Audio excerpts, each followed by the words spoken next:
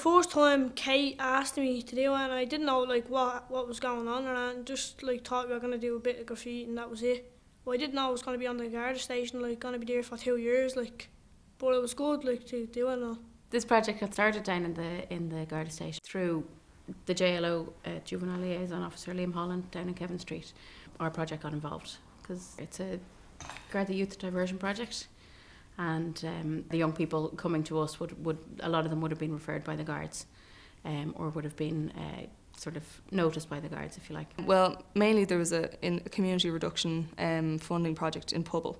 And I was interested in this and contacted my guard, and he said to me that there was kind of a pilot programme going on in Kevin Street, and gave Liam Holland my number, and Liam called me and said would I be interested in taking part in kind of an integrated project between 3 projects. I said yeah. We got all the kids together in different centres and we had a brainstorm session, and basically we got this big roll of paper to kind of reenact what would be like, how big it's going to be and everything. And we just went through ideas of what knife crime means to them and how it affects them. And so basically, first of all, we started off with words, so brainstorm words and everything like that.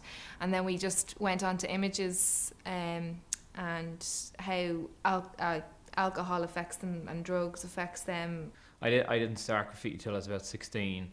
So I'd been drawn for years and years before that. I just thought like there was something very different about graffiti, and I think one thing I really liked about it was that like how environment is involved in it, you know, in the process of doing it and in the finished piece.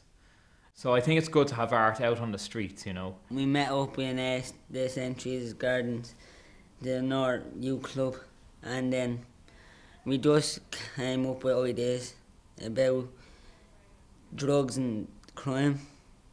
Yeah, like everyone in their own little group thought of a good idea, and we got a few boards each to draw on.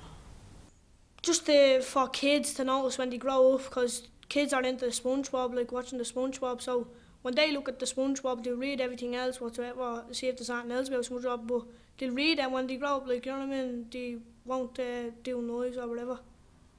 A little Pac-Man, like a Pac-Man board, and then like instead of the dots that you eat, it was bottles and knives. Yeah, I sprayed like some of the Pac-Man stuff, like we done a scene of Pac-Man, and like he was swallowing drugs and bottles and all. Yeah, I did a fair bit of stuff on the wall, like John outlined the stuff for us to do, and then we just filled in. I liked it. It was good crack. You get to go round with your friends and then go spray painting.